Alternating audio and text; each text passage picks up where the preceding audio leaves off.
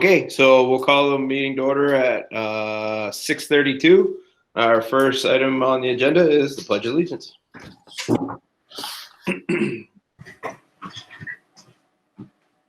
I pledge allegiance to the flag of the United States of America and to the republic for which it stands, one nation, under God, indivisible, with liberty and justice for all.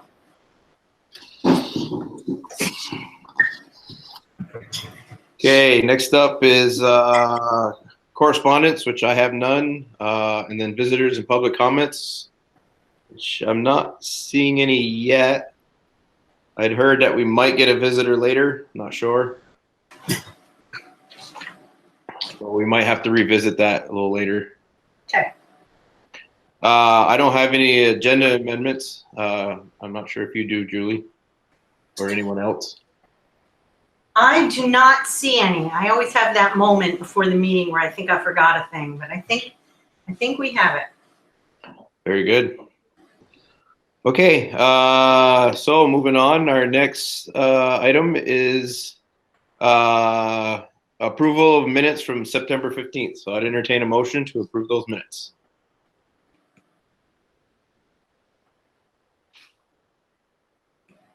Terry's a first. Devin's a second. Any discussion?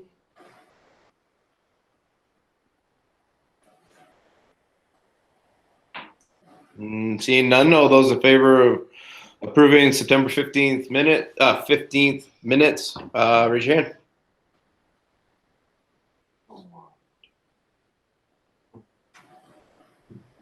I believe the motion carries 8-0. Chris, I abstained since I wasn't here. Okay. I didn't know if I'd seen your hand or not. I kind of guessed on that one. I probably shouldn't have. All right, so motion carries 7-0-1. Megan abstained. Very good. Next up is administration reports. The first one is the MVU administration. Dan and Jen, would you like me to share the report on the screen or? Sure, you can. That'd be fine. All right. If everyone have a copy of it, that'd be great. Overall, I mean, it starts out talking about the start of school, which our opinion, I think things have gone pretty well. We've had very few issues overall. I think most of the kids, I would say 99% of the kids are wearing their mask at all times. They don't. There's not a lot of pushback on it. We figured there'd be more, but overall, it's gone really, really well. The temperature screenings are being done as kids get out. We're going to retake a look about, when students get off the bus. We have a bunch of people standing outside, and as it gets a little bit colder, I think there's some concern about I want to say the thermostats, and I know that's not wrong. The thermometers. Well, thank you, the thermometers, boy. So, just about being able to read in the cold. Yeah. We've done a little research, though, and found that the ones that we have are among the best that you can get, according to Consumer Reports. So whether we kind of move a little bit to the inside or not, that's something we got to take a look at. But overall, we're pretty happy with the start of school. There's been very, very few instances. Most everybody's moving around the pods like they're supposed to. A little bit of a learning curve, but again, we're pretty happy with it. Remote learning access, we continue overall. We're offering remote access down at the Swanton Library every Wednesday morning from 8 to about 11:30. We have an MVU person there that will let somebody in. We also have a family out in Franklin, which may be taking advantage of the Franklin Library. So they were supposed to get back in touch with me today. I did not hear from them, Jay, just so you're aware. But I did talk to one of the students that is from that household, and it sounded like something that they might be interested in moving forward. So overall, I think the number of people that we have without internet access is incredibly small, incredibly small, less than 1%. As far as the duct cleaning, we got New England Air in. You may have heard, if you have a child that's in the school, they are cleaning out all the 127 air handlers and ducts that we have. So they've been moving around the pods. They've already got A pod done, C pod done, and they started on to D pod today and yesterday. So They're moving right along, which is good news. They originally had planned on being here up until Thanksgiving, so they're moving right along. So it's been a great project to have done. So the other one is contact tracing drills. We are moving through doing those. We have a couple of people helping out with those. In the case that we need, just in case we need to do these. So in other words, if all of a sudden they were to come back and say, we get a call from the Department of Health that says so-and-so has been tested positive, and we need to find out everybody that's been near this child. We were doing contact tracing drills so that we know who is sitting around that child in all of their classes, because we've asked for seating charts from all the teachers because kids are supposed to be in assigned seating, and we would have a sign-out sheet to know where that student went to at any time, and a sign-in sheet so that anybody that visits those rooms would also know that they were in that room during that time and for how long they were there. So we're doing those just to kind of be proactive. So far, we've done a high school student, we've done a middle school student, and this week we're doing a teacher. It's been really, really helpful because we found some things that weren't necessarily covered well. The good thing is, you ask for the tracing seating charts from the bus companies, and so it's been some good communication. So it's been great. And parent-teacher conferences. Those are going to happen on the evening of Wednesday the 14th and Thursday the 15th from 4 to 8.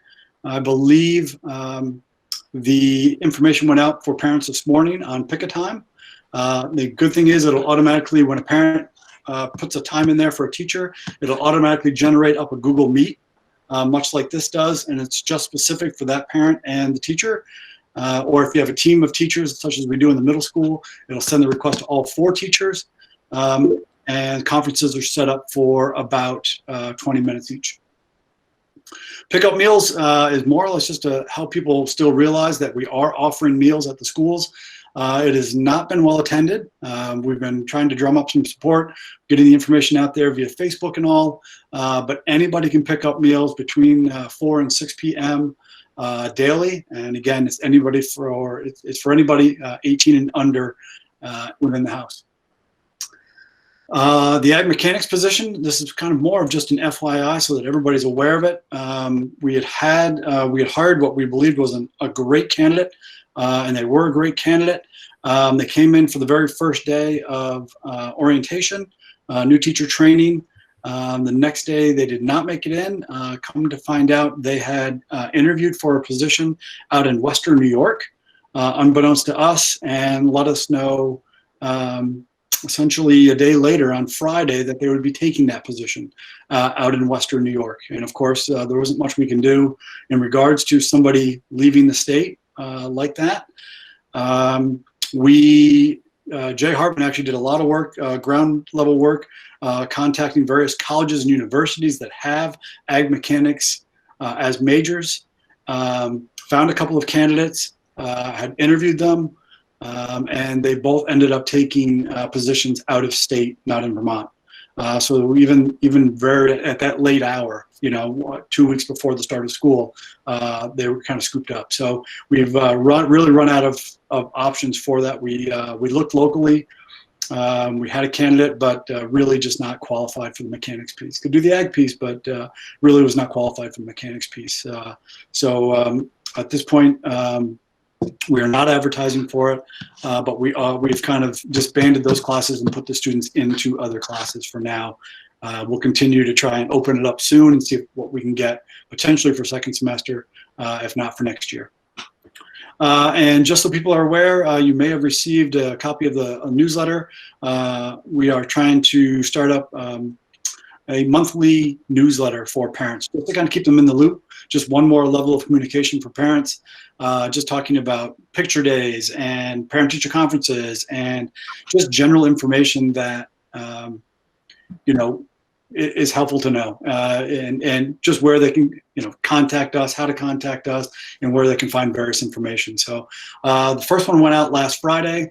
I believe it was sent out electronically via email. So if a parent has a registered email with us in file in PowerSchool, it went to them. And I believe it's probably about maybe 5-6 pages, just full of information, you know, of various things. So, and then down below, you kind of see some, just some upcoming events and dates for people, just so people are aware of those.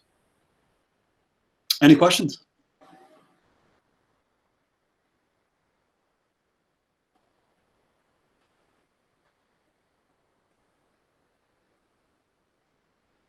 Don, we can't hear you.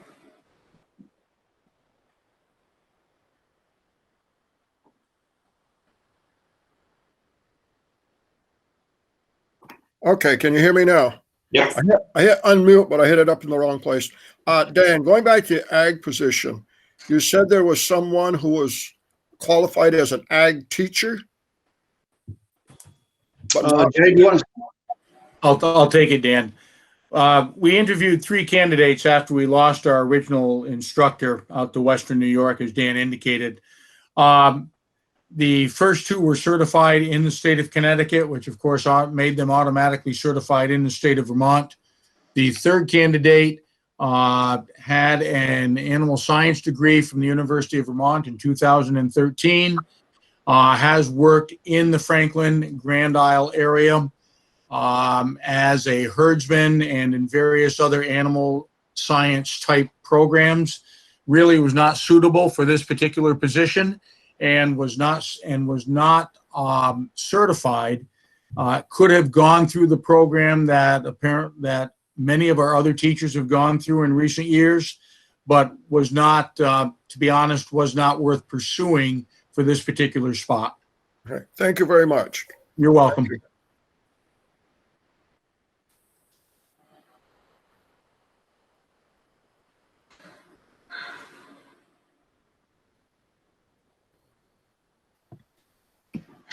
Okay. I'm not sure. Is Jen going to add some more, or Dan covered it all?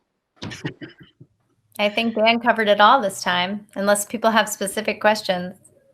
Not seeing any hands raised, so I think we're ready to move on. Thank you, Dan. Thank you, Jen. And Jay. Next up is Superintendent Updates. Okay, so share my newsletter a little bit. I stole the governor's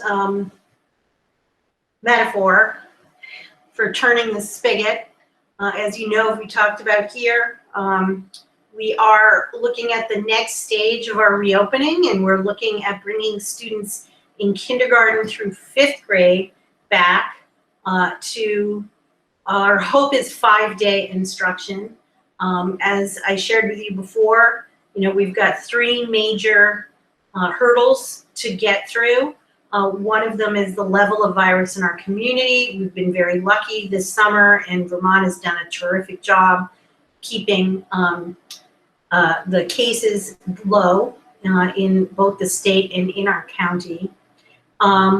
New routines, being effective and efficient, and being able to have those routines and practices meet compliance with the guidance from the Department of Health and Agency of Ed.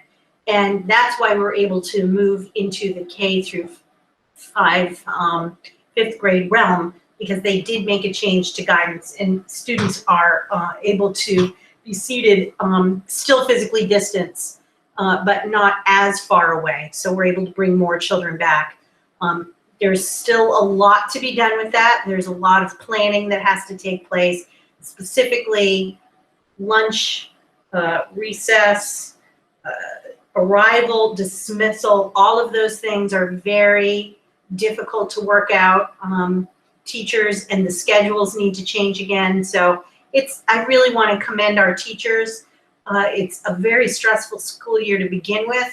And even though they knew intellectually that we would be taking another step when we could and taking another step when we can, to prepare for school and start school, and now we're doing things a little differently and then a lot differently and so forth. It's a lot for teachers. So I'm so cognizant of how difficult this is.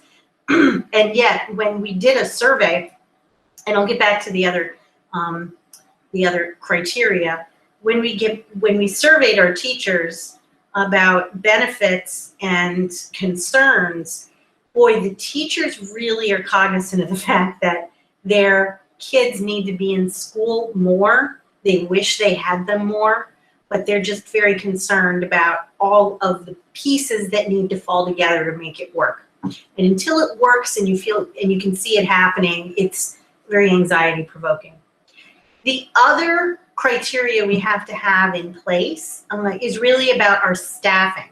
So it's not just our teachers, do we have enough teachers to teach all our classes? And in some cases, we are looking to increase, whether it's substitutes, whether it's custodians, temporary, one-year positions, in order to cover it.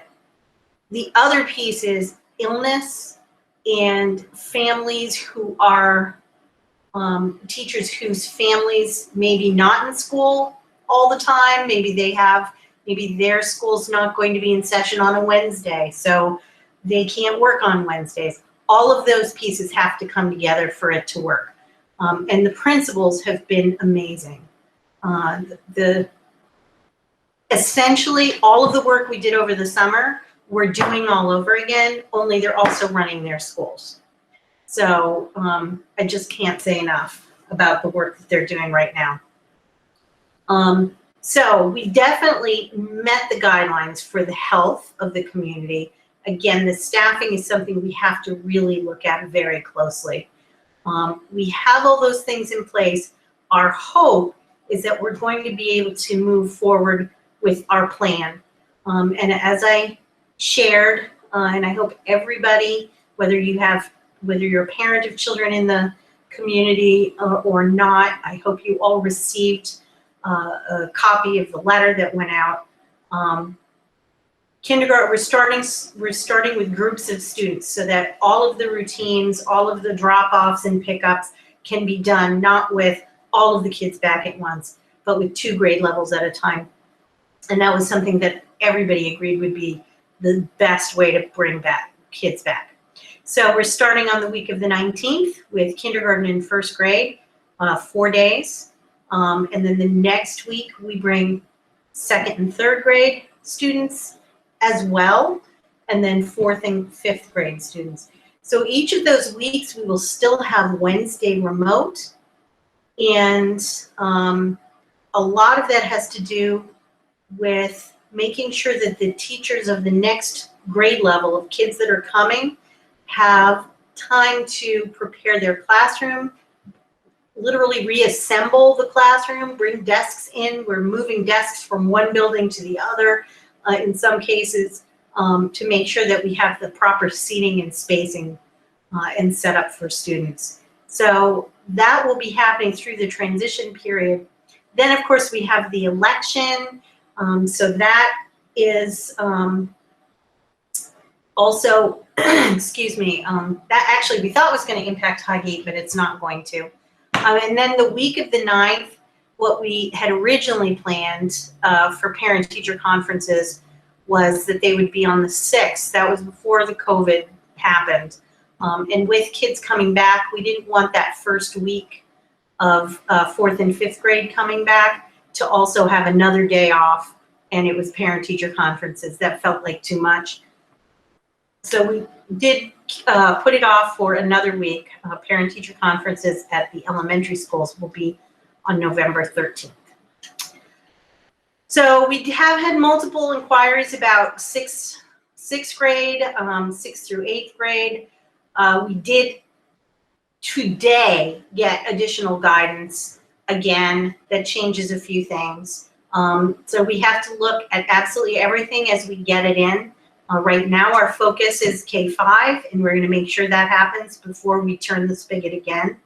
We will look at every opportunity that comes to us when guidance changes, because we're not going to be happy till all our kids are back in school, but there's a lot that comes with that.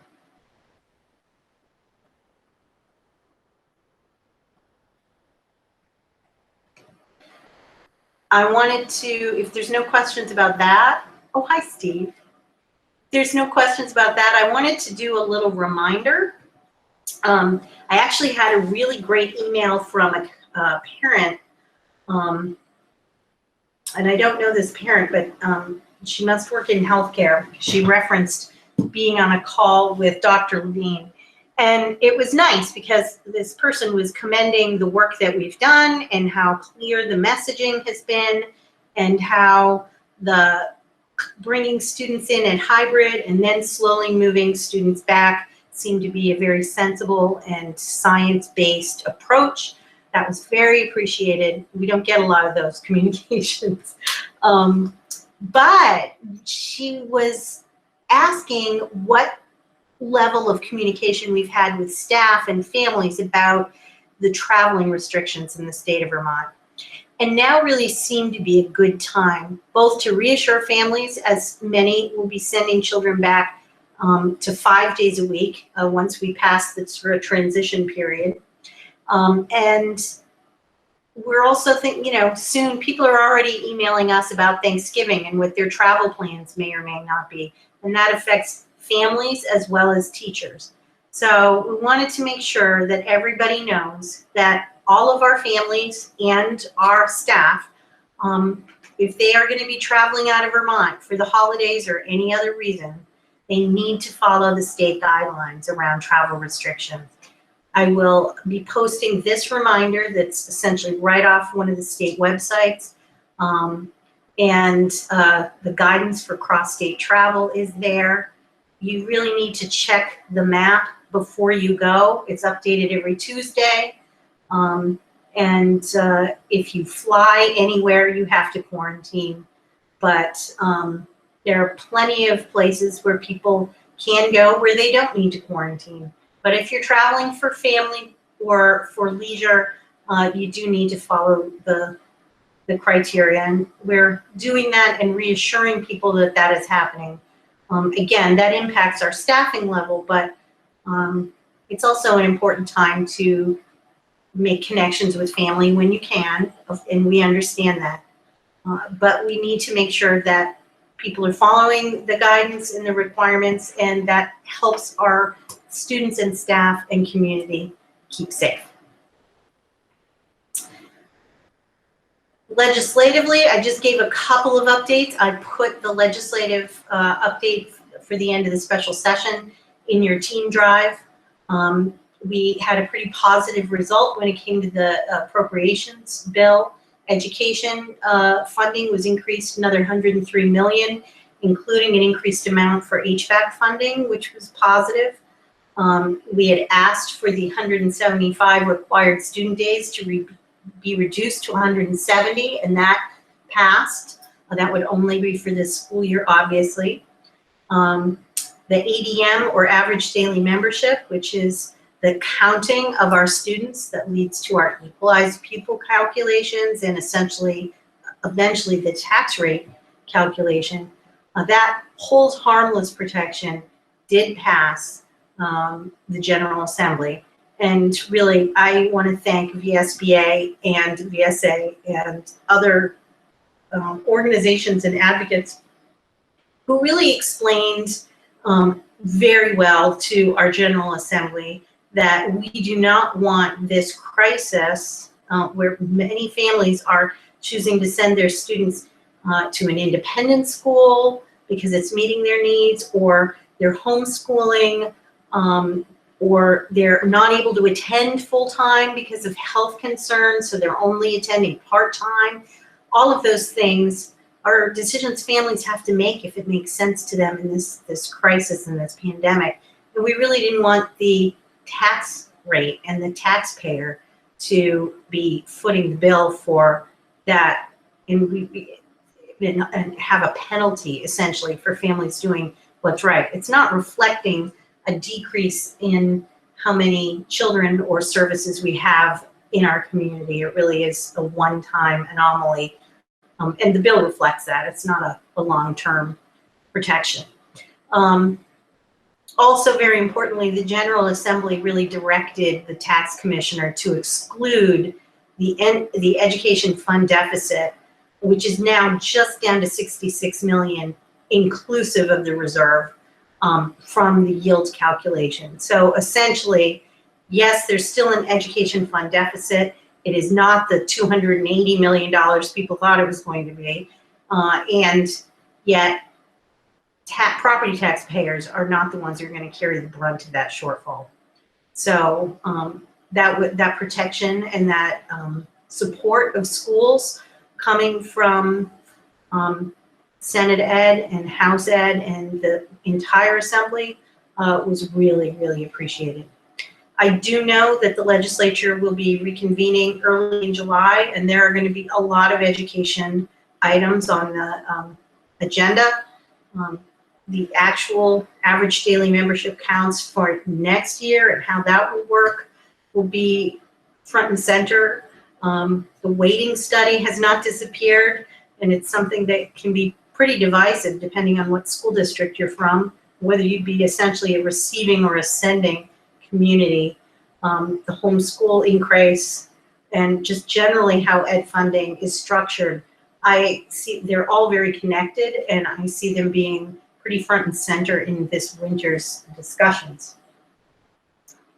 That is all I have. I was going to give Wendy and Tanya an opportunity to speak. Kosha is at her own child's open house this evening, so she has plenty of updates there for you. But I don't know, Wendy, if you wanted to talk about a couple of highlights. Hi, Julie. Yes, thank you. Thank you for the invitation. So in our report this month, I just wanted to touch on what's happening at the pre-K level across our buildings now that we are back in place, and how we're implementing the Strong and Healthy Start guidance. So you can review those in there. What I do want to say is that it's really exciting to see, I included some pictures here, to see children at the business of learning, right? They're coming to school and they are excited to engage in their activities. Here you see some of our children that are using their individualized materials. They're painting and they're playing outside, and they really, really are getting to have a developmentally appropriate experience, which is so exciting. After the whole summer, all of the worrying and thinking that we did, we still need to be diligent. We absolutely need to be diligent, but what we're seeing in the classroom is that there's still a lot of joy in the learning, and that's really exciting. One other announcement is that if you scroll down a little, Julie, the MVSD Remote Preschool Academy has been opened for business. This is an option for families. It's made possible under Act 166. We are able to offer a fully remote option for families who are choosing to not send their children to in-person preschool or to a partner site. So this is a way for us to stay connected with those families, to provide them a translated curriculum. We're taking our in-class curriculum and we're translating it into opportunities for parents to do activities with their children through their existing routines at home, their daily routines that give their children the opportunity to learn some of those same skills that we're getting in the preschool classroom. So each family who has signed up, so far we're up to 12. I do anticipate that we'll have a lot more. They received a welcome guide and a bag full of materials with a book, and each family has been aligned with one of our early childhood licensed educators. So they have a teacher who's connecting with them to help support them and their child through the curriculum. And I have to tell you, the bags went home on Friday, and Friday night I got an email from one of my teachers. She said, I know it's late, I don't like to email on a Friday night, but I just had to share this picture. And it was a picture of one of our remote students at home on the couch working on one of his activities. He was so excited to get his bag of learning materials. So I look forward to giving you a more thorough look at what the Remote Preschool Academy looks like in the near future. I think Julie said that I could have an opportunity to do a brief presentation to show you, but families are signing up for this option, and it allows us to keep connected with the families. And that way they are building the relationship with the school, and we are able to support them in their child's learning and growth and development. So exciting times in preschool. Thank you, Julie. That's wonderful. Wonderful, wonderful. These young kids. I do want to give a shout out to my teachers. It's my classroom teachers who are working on this remote preschool academy. So our schedule this year, we have built in a little bit of time for them each day so that they can be connecting with families. But they are the ones who are taking their classroom curriculum that they're doing Monday, Tuesday, Thursday, Friday, and they are coming together and sitting down at the table and figuring out how could a family have their child learn this skill at home through daily activities. So I just want to give a shout out to my teachers. They're making this possible. Thank you.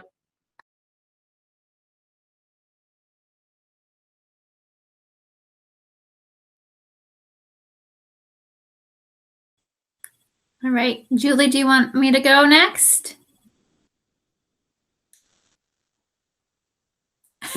All right. I can't see what I've written here in the update, but I think I know what's there. Actually, if I use glasses, that might help. So I just wanted to update really around the last time I think I spoke with you all, we were getting ready to amend all of our IEPs. And so special educators have done that. They met with their teams, they amended their IEPs, got their paperwork done. Now we're getting ready to do another version of that for the K to 5s. Though this time through, it's not as intensive because the meetings have already happened. So we had those IEP meetings and conversations with families at the start of the year and made the plan for if we were to move into a fully virtual situation. So at this point, they will need to amend the IEP documents to reflect when we do go into a fully in-person mode. They need to reflect those dates in the IEPs, and there's some paperwork that's associated with that, of course. So they'll be doing that, but it won't be the intensive IEP meetings that it was before, but it will take some time. So we're into that next round of amendments coming up. We also have been working with one of the bigger challenges, I think, this fall so far has been working with our students on IEPs who are accessing education fully virtually through the Vermont VTVLC, Vermont Virtual Learning Collaborative. So we have about 30 students on IEPs, maybe less now because some have come back into the buildings that have opted for that fully virtual option through VTVLC. And we're just learning with VTVLC what that actually means for students who might not be as independent of learners or have some challenges. So we have 2 special educators who are case managing those students. So they're doing case management, they're supporting them to access the Gen Ed curriculum through VTVLC, and then also working to give their special ed instruction virtually. So that is new learning for everyone involved, I think. And there's certainly some bumps along the way. We're working right now to hire a paraeducator to support those 2 special educators, because we're finding that students that might naturally in a classroom environment be able to access or get support from their classroom teacher to access just the general ed curriculum are really struggling to do that. So we want to be able to provide a paraeducator to virtually support them in some of those assignments.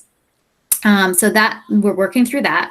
And the 2 teachers, the 2 special educators are Melissa Sargent Minor and Nikki Reese from MVU. So Melissa's from Swanton, Nikki's from MVU, and they're doing a phenomenal job, and they're working super, super hard to problem solve. I've never seen anything quite like the bumps that we're going through right now on a daily basis, learning what VTVLC is, learning what the curriculum is, learning, all these new ways of supporting kids. So they're doing an excellent job.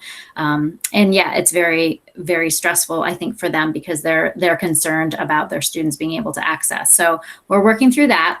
And then the other big thing that's happening right now, and special educators have been working with me and working with the business office to develop our service plan.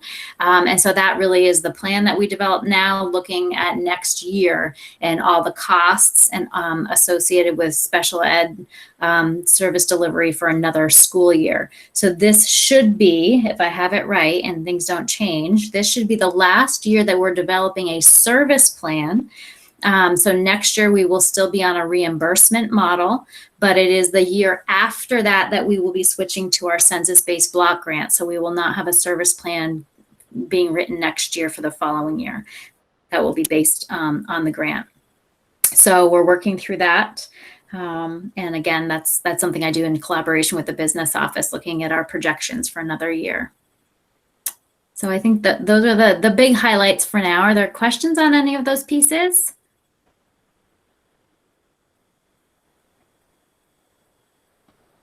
I just want to say Tanya is amazingly, I don't know, stalwart might be the word. She doesn't get shaken or show that she's sweating very often, and if at all, to anybody. It has been a very tough year to be a special ed administrator, and Wendy does special ed for early childhood, and Tanya and Linda as well at MVU. But boy, I just have been so impressed with the guidance and support for teachers, administrators, and then just the tough meetings and families not knowing what to do and advocating for their child who's been home for a while with a pandemic. It's been amazing. And I just can't thank Tanya enough, and Wendy for the work that you've been doing in early childhood as well. Thanks, Julie. Chris? Don. Going back to Julie, when we had the VSBA regional, one of the questions I'd asked of Champlain Valley school districts, number of students or percentage that we have lost to either homeschooling or independent schools. Do we have some idea how hard that's hit us? I know financially the legislature is kind of taking care of it for this year, but are there significant numbers leaving, say, the graded schools or the high school? Yes, I would say, and I gave you preliminary numbers last month, and at that point we were 68, right around 70, and it was about it was about a 50% increase over the previous year. Have there been changes? Yeah, it continues to happen. There are some families, Tanya was mentioning the virtual, some families signed up for virtual, thought it was going to be one thing, decided they didn't want to come to in-person learning, so they're making a choice to homeschool. I don't have any knowledge that anyone here has chosen to go to an independent school or a religious parochial school. We did actually have some children come back because Monte Christi, St. Francis, those schools were providing 5-day in-person, and some families were not comfortable with that, so they actually re-enrolled so that they could do virtual through us, but they become our enrolled students. So, but most of the movement has been toward homeschooling. Not as bad as some communities, but it's affected every community. Families are pretty hesitant in some cases, or many have medical reasons. Thank you. Because I just had heard on the street that some families who wanted one thing changed their minds and figured they maybe be better to come back into our schools. So thank you. There's been some of that too, I'm sure, and there will be. And that's part of the challenge of the adequate staffing. We had to give up 8 teachers, 4 at MVU and 4 at the elementary schools.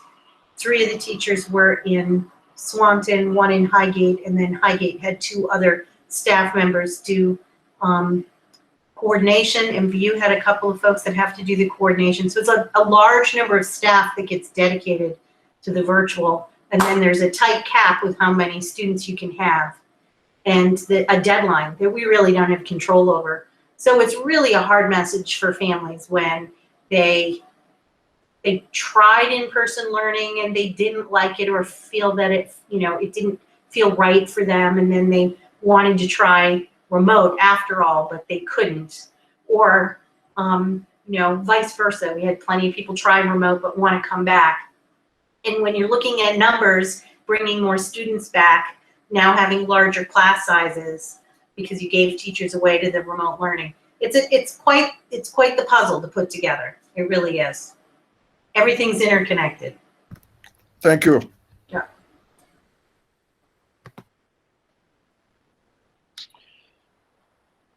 All right. Thank you very much. So I believe that's it. I don't see any other questions or hand raised. So thank you, everyone, for all the updates. Appreciate it. Moving on to new business. First on new business is we have a couple policies for first readings, and the first one of that is Title IX. Yes. So I'm going to share this. There's no way you can read it. It's like 25 pages. Let's see.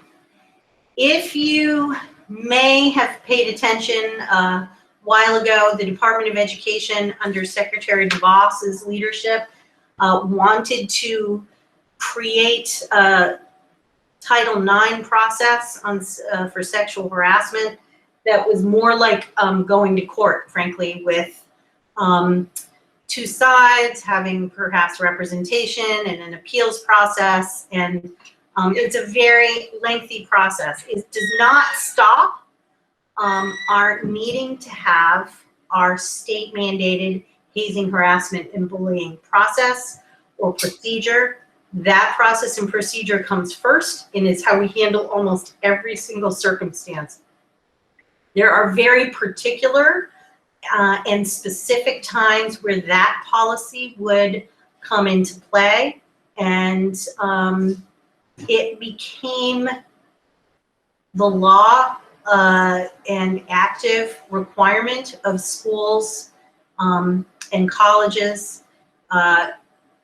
I believe in August 15th, we received this model policy right around that time.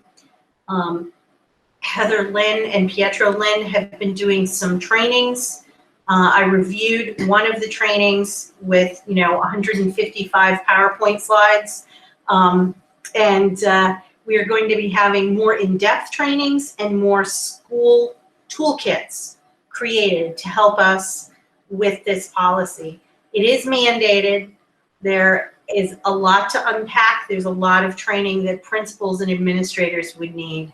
An example really is if there was a complaint going through this particular process, you would have one person take the complaint, another person do the investigation, a third person be the initial decision maker, then an appeals process, and then a second decision maker. So you have a lot of people who have to be trained and knowledgeable in how this process goes. Obviously, we would receive legal support if this process were to come to the school district. But cannot answer deep questions about this policy. I have reviewed the trainings, I have reviewed the policy, but I and the admin team need to be attending some trainings in November. Later in November, I believe, is when the next round of trainings are going to happen. So this is a slow walk. This is just a first reading. Go ahead and look it through. It is mandated. No language was changed at all in putting this draft together for you.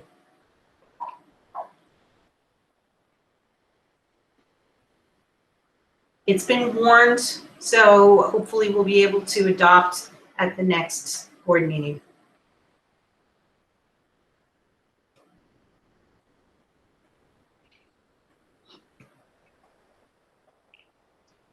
Not seeing any questions about that one.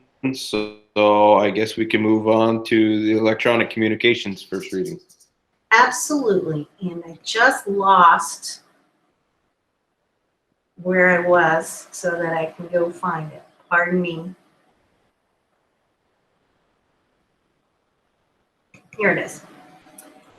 This one is actually very timely. Let me share it. It's called Electronic Communications Between Employees and Students.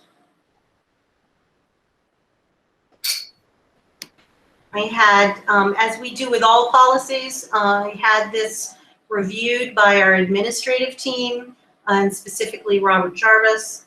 And we discussed, we did make one small change that I will get to. But it's essentially making sure, particularly in this virtual learning world, that communications between students and employees over the internet are conducted in a certain way, that social media and the learning platforms that we use are, appropriate. And we make sure that there is no inappropriate content in any communication, which sounds like a no-brainer, but you just need to make sure that it is in policy. And this is a required policy. The one change we did make, I'm going to scroll down, probably missed it. We wanted to make sure, here it is. So when you're using Google Classroom, you could be posting as a teacher before, when you're having a cup of tea, before you go upstairs, you may say, oh, I'm just going to post one more thing. I'm going to reply to something. I'm going to put something up in the Google Classroom. And that may send a message to all the students in your class. And so we wanted to make sure that that was okay, but private communications between an employee and a student at nighttime, and there's times listed here, would be considered inappropriate. So we talked about that so we could really differentiate between, a post that just goes out that's really an alert to the entire class versus a teacher and a student emailing or chatting privately, which would be inappropriate. So again, this is also just a first read. It's been through the administrative team. They think it's very appropriate and certainly consistent with what we're doing.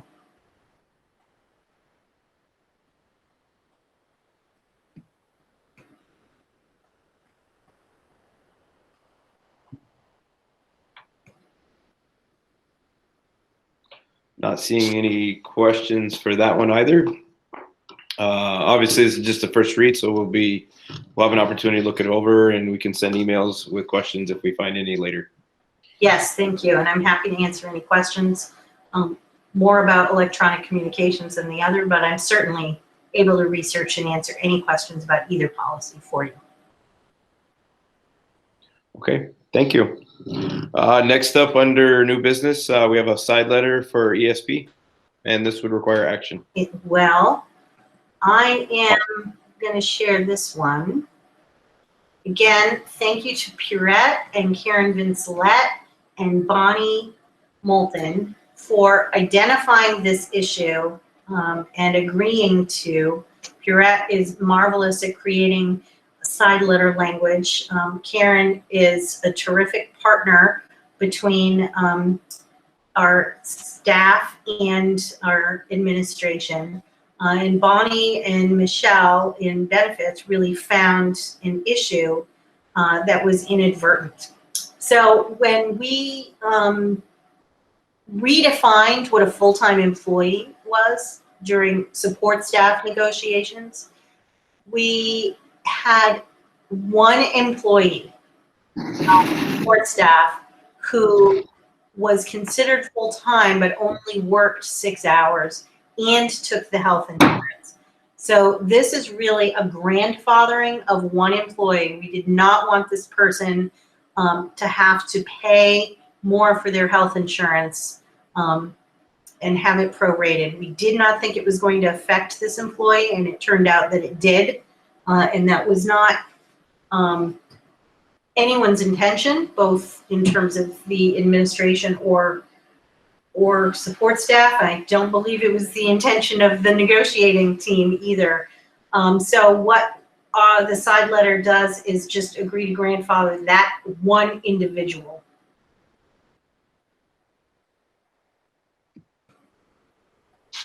And that's it. So at this time, I'd entertain a motion to, looks like grant Julie permission to sign the side letter, or does the chair have to sign it too? You too, it's actually just on the second page accidentally. So it's the chair and. Yeah. Okay, so motion to allow the board chair or vice chair to sign this side letter. Megan's a first. Don's a second. Any discussion? Peter. How do we, just not understanding it, how do we assure that it only affects this one employee and that it actually, this will cover that one employee? That's a great question, Peter. The side letter is specific to this one employee. So it references, it doesn't have that person's name, but it references that one individual. No new employees would be subject to that. So if you're currently an employee that works 6 hours a day instead of the 7, which we determined to be full-time, and you suddenly say, oh, I want health insurance, this would not apply to you. Or if you were a new employee getting hired, you would be considered part-time and you would not get that full-time benefit. You still are offered health insurance, but yes, this side letter is specific to this one individual. Okay. Yeah. We talked through that very issue because we didn't want there to be a. Yeah, we even put identified paraprofessional and the initials are in the side letter, Peter. Oh, okay. Thanks, Brett. Not seeing any other questions. So all those in favor of allowing the board chair or vice chair to sign the side letter, raise your hand.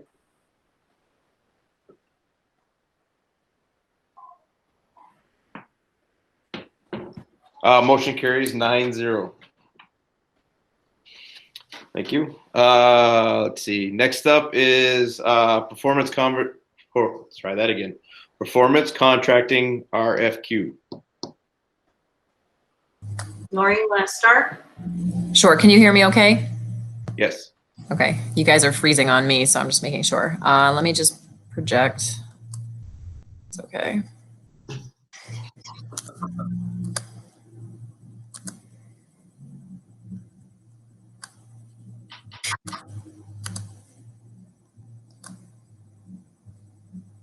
Okay. Can you see this document now? Yes. Okay. What is in the Google Drive and what's been prepared with the help of gathering information from other business managers and looking at historical documents regarding performance contracting is a sample RFQ. The facility task force met a few weeks ago and had another presentation in regards to performance contracting as a way to potentially look at a solution for funding projects within our buildings. We had a brief presentation, and I believe it was the request of the board that I work to bring a sample RFQ to the full board as a item to consider moving forward with for MVSD. Moving forward with this document, does not commit the school district to anything at this time. Basically, what this request for qualifications does is allow us to find out what vendors are out there that would be willing to work with MVSD and who qualified to do so. And we just get more information about the process. It would allow us to interview them and gather more information, references and such as well. These RFQs for performance contracting are very scripted and guided by Title 16. You can see it there, 348 or 344 AF in the state of Vermont.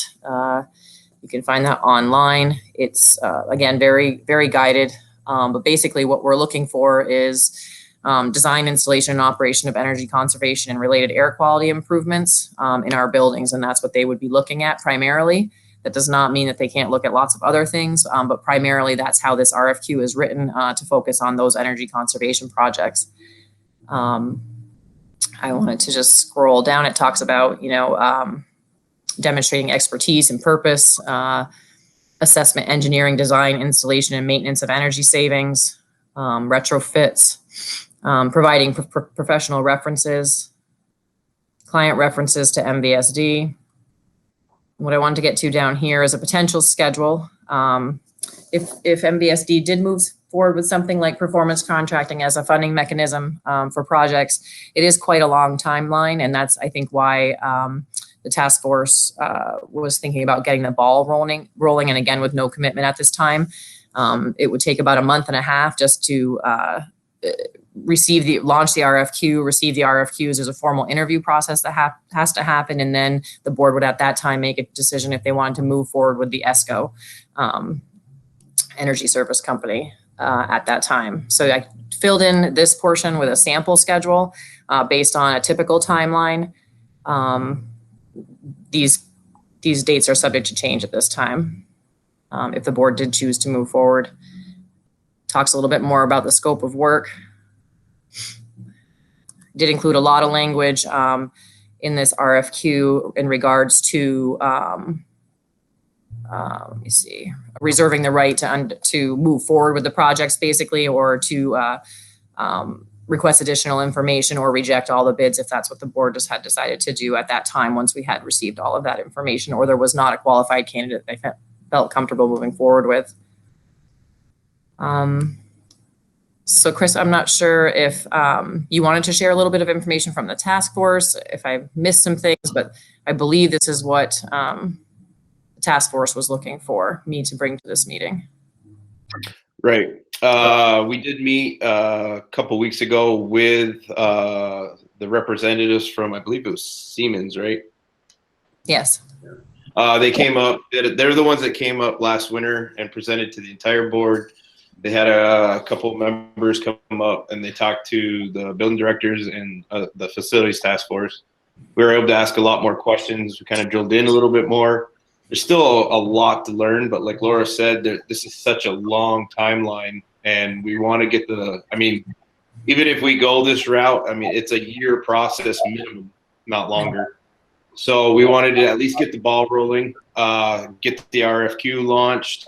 By doing that, at this time, like Laura said, there's no commitment. We're just get the ball rolling, gives us time to talk to a couple different companies and do a little more research on our own end, and without any obligation from us. And then even if we pick a company and they come forward with a plan, and at the we get through the process and we don't like anything they've done, we still can back out. There would be some of a financial commitment, but it would be pretty minimal in comparison.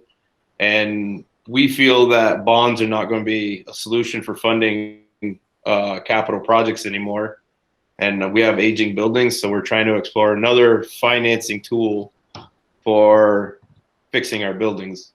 And at this time, we think this is our best option, but we just basically, like I said, want to get the ball rolling. Not sure if Don or Peter want to add anything, but Peter? Thanks, Chris. So this is another form of financing, and I think we should pursue it, but I don't want the board to think this is a do-all, end-all. I'm thinking we may still need to bond for things in the future, because there's going to be some big projects. This isn't the type of thing that, from what I understood, that's going to resurface parking lots and driveways. It's not going to put in a new sidewalk from MVU to the main road. So this is a way to pursue financing for energy conservation. things where we can save money and energy cost, and it may help us even, if the cost or savings are significant enough, it may even help us, finance some other projects that aren't so energy conserve, related. But this isn't an end-all, do-all financing from what I've seen. So we still have to be open to other ways to get things done. But I think it's a tool that we can use to get some needed projects done, hopefully. Don?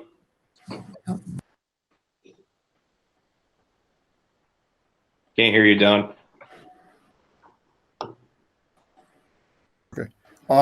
Yes, I agree that we should move forward. I think this is the next step in a lengthy process. But I would echo what Peter said. I wouldn't want the board or the people on the street, the citizens, to think that because we are doing this, that when we have a major roof project, which I think we're going to have at MVU in a few years, that we're going to save enough money on energy to do that. It might help reduce the cost. So as much as we've talked about not wanting to bond, and bonding may not be the greatest thing in the world to do right now, I wouldn't want to mislead people into thinking that we may not have to face it at some point. I think when we met with Siemens, one of the things that we emphasize as a committee, and I think all of the maintenance people there, we need to be very transparent with this. We can't, I don't think there's such a thing as doing too much information sharing on something like this. We really need to have a PR plan and be out there repeating it so that people don't think that it's kind of something we're hiding behind. If you think of people who just voted for MVU and Highgate for bonds, and now what's this all about? So I think it's a good process. I have a little knowledge of it years ago. I think there's some reputable companies. I'm eager to see how people who were not at the table at the facilities meeting, what they bring forward. Siemens is a good company. They have good people, but so do their competitors. So I'm going to certainly support moving forward to the next step and probably beyond that to really flush this out. I did want to mention that, Don, so thank you for bringing that up. This is a very formal process, as I said, and it is guided by statute and nationally and in the state of Vermont.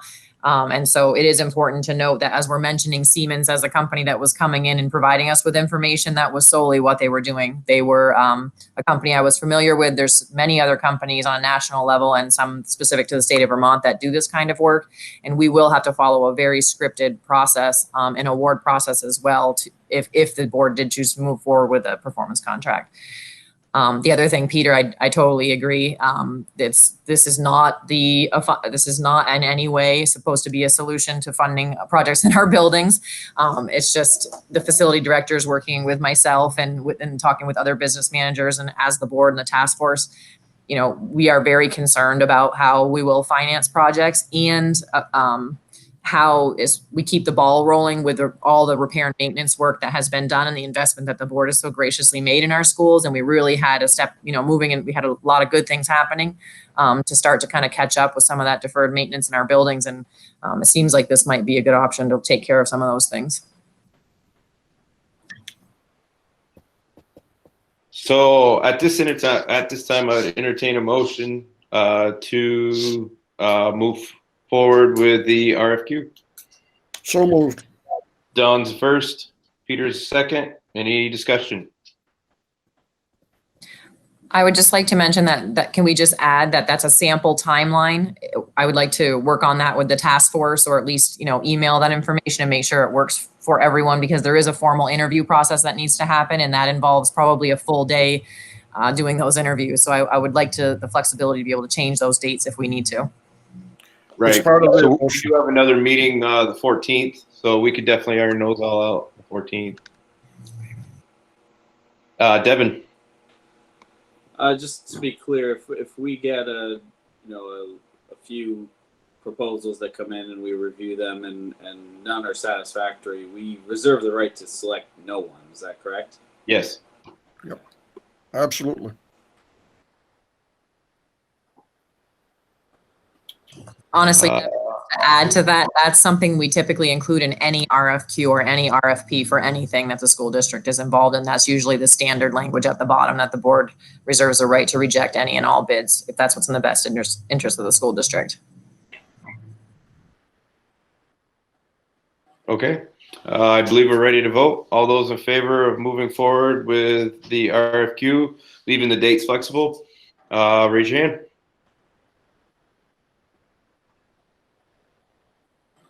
Motion carries 9-0.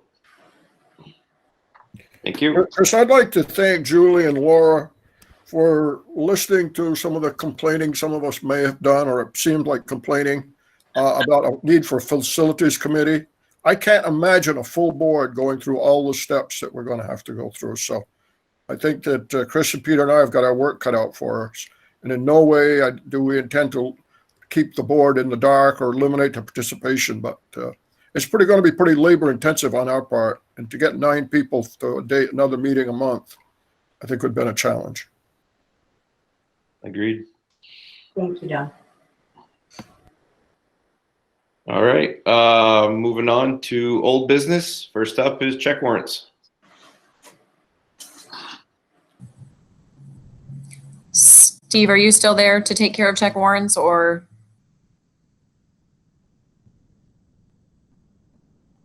Megan or Devin? Or would you like me to read it? I have no preference. Well, we can't hear Steve, so. Okay, I can read the amounts if you'd like. Is that okay? Yep. Okay. I'm just gonna pop it up here.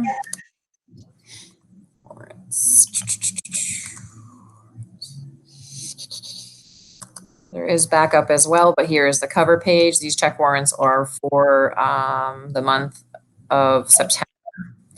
So accounts payable, $1,183,129.40.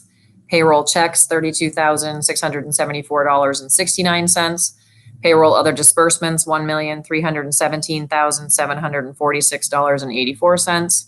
Payroll deductions, $537,635.24, for a total of $3,071,186.17.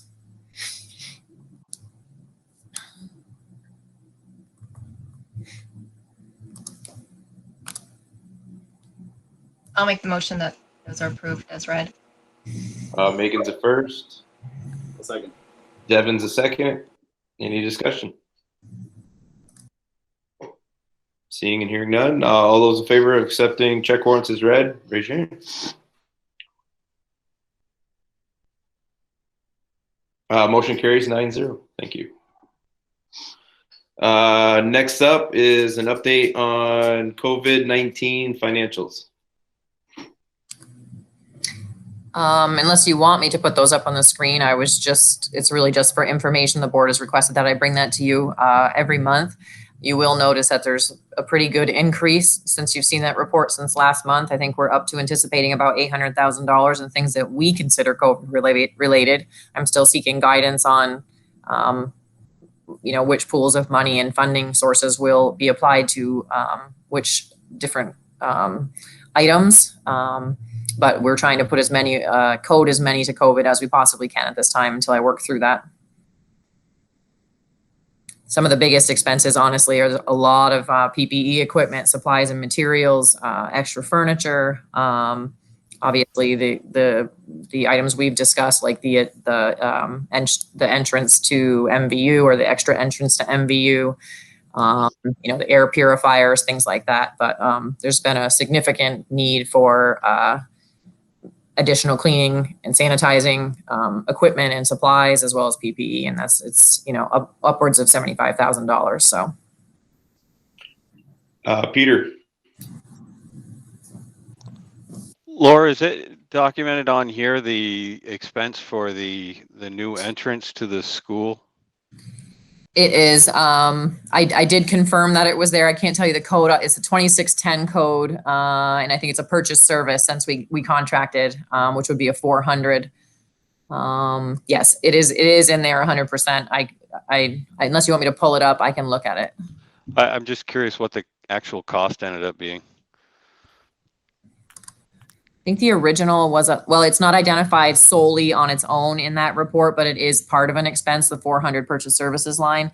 And I can email out that information if you'd like. There were a couple of add-ons, small add-ons when they were actually doing the work that needed to be addressed. I think it was under $1,000.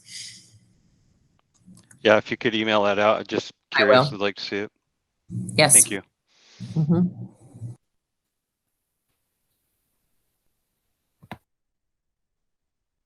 Okay, I'm not seeing any other questions, so I think we can move on. Yep, looks like it. Okay, so we're done with old business. Now we're on to other business, and we have our task force updates. First up, board goals. Terry? Sorry for the slow draw there. I'm going to turn it over to Megan to explain where we are in that. Okay, thank you. All right. Well, I don't have the board goals one. I don't believe. But I do have the mission. I'm sorry that we're putting it all under board goals. And last time you accepted the supervisory job description and the board job description. And then the next step was to work on our mission statement as a board. And that's what Megan's going to talk about. And once we had that mission statement, we're going to get more into the goals that we've been working on. Okay. Okay. Thank you. So we are still working on it. We are currently on, I think, draft version 7. I believe everyone has access to this. I'm not sure what would be most helpful, if you want me to read the most up-to-date version, or if folks just want to go in and see what the latest version is, add in their 2 cents, whatever you'd prefer, I'm happy to do. Megan, is there any of it you'd like me to share on the screen? Sure. If you want to share the latest.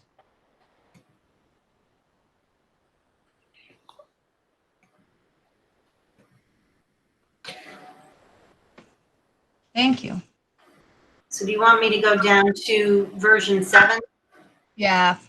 So we've done some back and forth. I think at this point we are fleshing out the length of the overall statement and then what is or is not included in our guiding principles. So I do feel like we are closing in on a final draft to share for approval. But again, just some back and forth on, I think the length is really where we're sort of stuck right now and deciding where to trim, where not to trim, and where the bulk of the sort of information should live.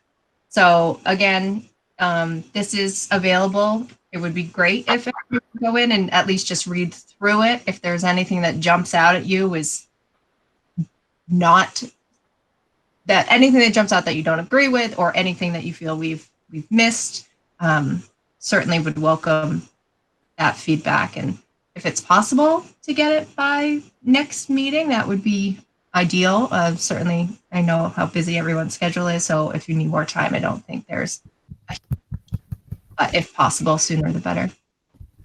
I have a question. And maybe we've talked about this before, or maybe it's been around in other versions, but where it says the board represents the community, works closely with the district superintendent, I wondered if it should be, in addition to the superintendent and other district administrators or the administrative team or whatever, because the way we're set up, yes, we do have Julie as a CEO, but we have a lot of people that pick up strategic pieces. And I just wondered, for the clarification to the public, if there's some way we should be able to address that in that statement. So that's a question, not a right, but it needs to be addressed. Can I add something? Because I think that's a great question, Don. And I think that's something the task force needs to talk to Julie about in terms of how we want to work that. Because I think the public would wonder why we just say Julie and not the 15. So, thank you. And I'm not expecting an answer tonight. You just said, getting feedback next time, but certainly I don't want to delete the term superintendent, but I think I'd like to see us consider expanding that wording. Yeah, I saw Julie's speaker go on and I was going to say, oh, Julie, I didn't mean that we had to talk about it tonight. Oh, no, that's quite all right. Okay, good.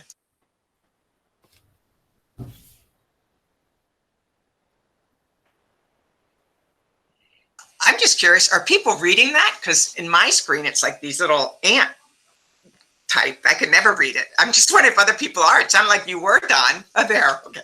Oh, I can read. I think my glasses are pretty strong. Thank you. That's much better. I can't seem to access it from the board goals. It shows it is locked. Yeah, Peter, I will, because they were still working on it today, I didn't put it in the drive because I didn't know where they were with it. Okay, So I just wanted to make sure.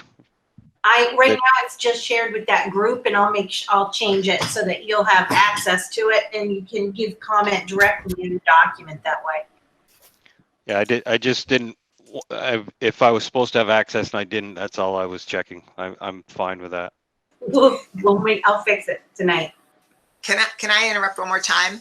I would just like to mention Megan is way more generous than I would be about a deadline on when we want your input, because as a task force, we're really working on this and we're hoping we can bring this to you for approval at the next board meeting. So if you want to give us input that matters, you better do it in a week or less. Just saying. Okay. I'm older and meaner. Terry has spoken. Get it done. Hey, sometimes a hard deadline's a good thing.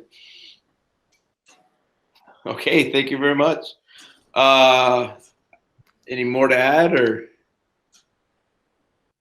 I just want to say thanks to everyone for the collaboration. I know we're on obviously draft version 7, so there's been a lot of back and forth, but just thanks for the ongoing collaboration on it. I think it's important. Okay. I have just changed the share settings and I have just moved it into the board goals folder of the school board team drive that you have.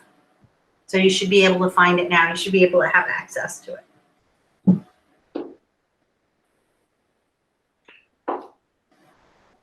Okay. Okay. So next up for task force updates would be facility. We've actually pretty well covered everything with the when we talked about the RFQ. We are meeting again on the 14th. We've had one little special request at our last meeting. Franklin is in need of some more equipment, mainly a tractor, because theirs is nickel and diming. So there was some information provided for that. There's been some discussion regarding that too. But like I said, we're meeting on the 14th. That's our next meeting and our next work session. I'm not sure if Peter or Don have anything else to add. Chris, is that going to be virtual? I don't think we've ironed that out yet. I would imagine. I would prefer, because I will not be able to attend a meeting with you people. You won't want me there after my travels. So I'll have to be virtual anyway. Okay. One of the things I don't see a reason why we can't do it virtual. We did that in-person meeting last time, and not sure it was the smoothest, considering they were doing fire training right next door, and we got to listen to chainsaws and all kinds of stuff. So yeah, that was pretty comical. When I was discussing, there was somebody today that was asking, gee, why aren't our board meetings in person? And you could use another space if you didn't want to use the school. And our experience in the village very nicely shared their space. But as Chris mentioned, the fire training was happening, and we had the people from out of state who were presenting, and the sirens were going off, and then the trucks were going, and then the chainsaw went. And that was that's when I really felt like it's out of our hands. We're doing the best we can. This is kind of how things are going right now. So we will continue to look for options, but that may not have been the best one. So yeah, Dawn, I get it. I think virtual for now is probably best, and until we can find a place where we can get, there were probably 9 people, 10 people there, so. Peter. Not to go down this rabbit hole, but I think this virtual is going to, I don't think it's going to go away. I think even when all this is over, we're going to have a virtual aspect of our meetings. Hopefully we will get back together and stuff, but and I'm just thinking about our select board meetings as we're trying to do both, meet in person and virtual, so everyone can still attend virtually if they would choose to, and it's gone over well. But I'm just for the board and Julie to think about, we may have to invest in equipment so that everybody can participate equally if you're at the meeting physically or if you're virtually. So we have to be able to communicate with each other. So that's one thing that we're struggling a little bit with, but just food for thought. Yeah, I agree. We may have to get to a hybrid too, at some point where we have some in person and some on, and like you said, it's probably going to be long haul. And even it's always been the law that board members could participate virtually. And, Don is not in town, but he's actively participating. Devin had small people that he has around him. What if he couldn't leave, or it was necessary really for him to be, and certainly easier in some cases, to be at home. Dan has a very important partner with him at this meeting. I think it's maybe a way to get board members to be able to participate, because how easy it is to find new board members. And if that sometimes there's a way you can, what if you travel for work, or you have a lot of obligations, or you're coaching soccer, or whatever it is, if that you can participate electronically as well as in person, boy, that's going to support participation. And more, I know we're not seeing it, but probably more of the public gives them an opportunity to participate as well. I agree. It's good. Oh, she's beautiful, Dan. Look at her. Well, I'm glad we're virtual. Is this show and tell tonight? Okay, so I believe that's it for the facilities update. So we're done with other business. So future meeting dates, our next virtual meeting for this board is October 20th at 6:30. Like I said earlier, we have a facilities task force meeting on the 14th, which will also be virtual. That's all I have for meetings, and I don't believe we need executive session. No need for that. So unless anybody has anything to add, we are ready to adjourn. We must be meeting our goal for select board or school board time for our meeting. This is a pretty quick one. Yeah. We've been trying to, it is a balance when we put together the agenda and stuff like that. Julie and I and Laura, we have a lot of conversation about what to put in, what not, to make sure the meetings aren't too long, but to give each topic a due amount of time. Sometimes we're a little off the mark, and sometimes we're right on. So at this time, I would entertain a motion to adjourn. So moved. Peter's the first, Terry's the second. All those in favor, raise your hand. Motion carries 9-0. Thank you very much. Have a great night.